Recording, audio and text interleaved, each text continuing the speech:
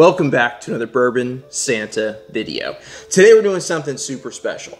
Now this is a whiskey from New York City's oldest distillery, and they're located in Brooklyn, New York.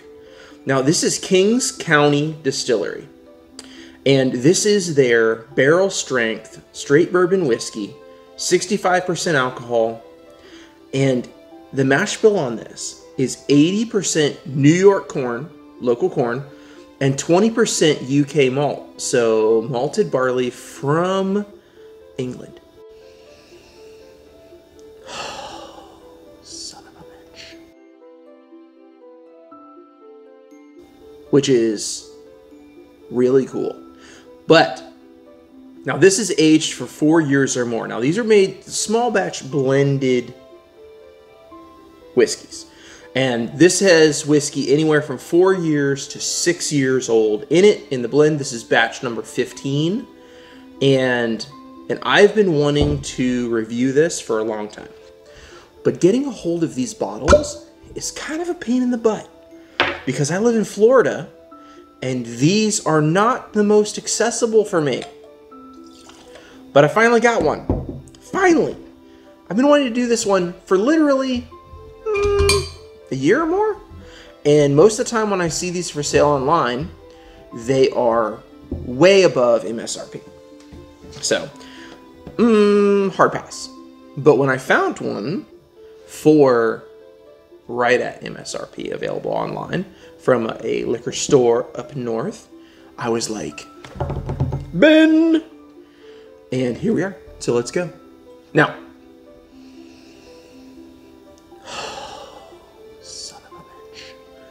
this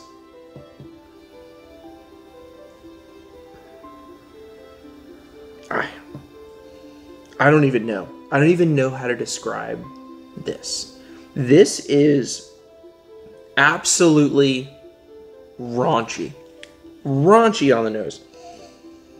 It's dark caramel, like burnt caramel.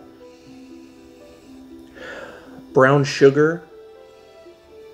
Loads of vanilla, but the vanilla is, it's hard to explain. It's like loads of vanilla, but at the same time, the vanilla is understated.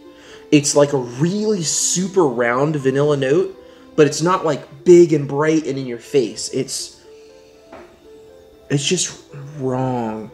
A little bit of balsamic vinegar, but like a really, really well-aged, barrel-aged balsamic vinegar.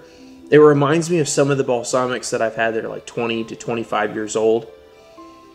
If you've never done that, you've got to do that. As a whiskey person, if you've never tasted ultra-aged balsamic vinegars, you've got to check it out. It really will open up your palate to some more notes that you've never really recognized before.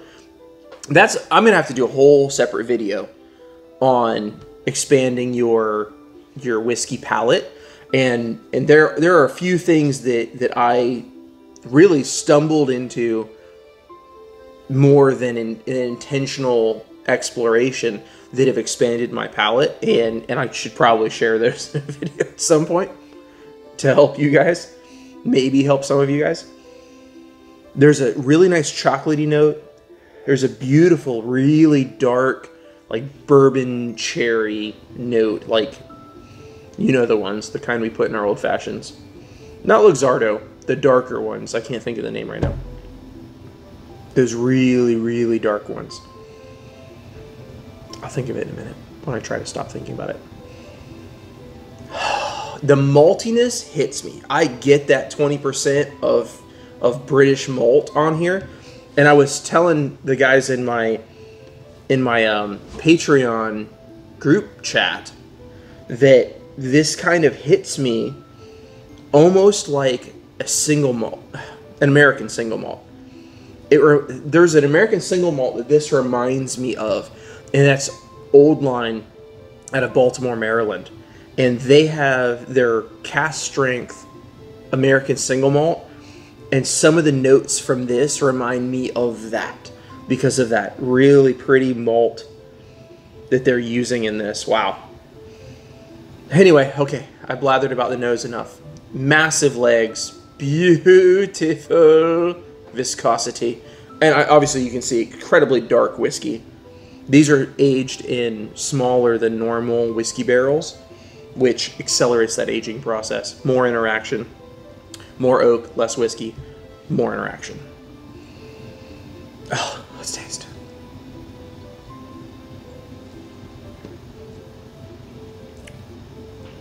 Oh, man. That American single malt feel kind of comes through on the palate, but it's also, you can also tell it's a bourbon, that it's got those distinctive normal bourbon notes, but it also has this like American single malt overture on top that really makes it stand out as something different, something to savor and really just spend some time with. And let me tell you what, that 65% alcohol, it drinks like a hazmat. It literally drinks like a hazmat.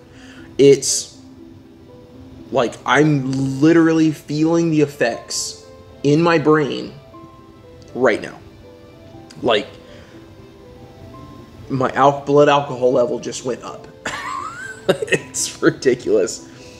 And I only ever experience that feeling when I'm drinking hazmats. And obviously this is not a hazmat. It's only 65%. It's close. Only 5% more would put it in hazmat territory. But it drinks like this could be a hazmat. Oh.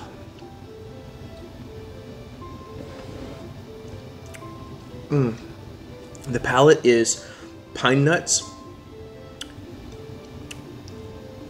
straw, like cut hay. Really nice, dark, red fruit, caramel, honey, apple peel. Little tiny hints of apricot well into the finish. Candied apple. The apple peel is more like a candied apple. And then you got a really nice oak, really nice vanilla. Oh man. Oh, and when you go, every time you go back to the nose, it's like, woo, man, it just really makes your senses sing. This is such an impressive whiskey. Man, I swore the last time that I visited New York City that I would never come back. But this whiskey kind of makes me want to change my mind and visit Brooklyn again.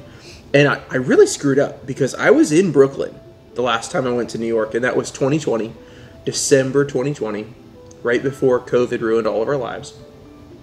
And I stayed in a brownstone Airbnb in Brooklyn, and on the last day before we flew out, we had a bunch of time to kill, and we ended up going to a museum, like a science museum, and walking around with the kids. And I should have just gone to the distillery and checked it out, but I didn't. Now I regrets, so many regrets. But yeah, wow, this makes me want to go back to Brooklyn and just to check out this distillery. But holy smoke, if you ever get a chance to try this in a bar or find a bottle online that you can order, do it. Just do it. Wow. And yes, I did pay for this, and so I'm getting no financial incentive out of saying this. So, yeah, there you go. Until next time, I hope you have a great day and you try some really great, or find some really great whiskey from outside of Indiana and Kentucky. Let's go there.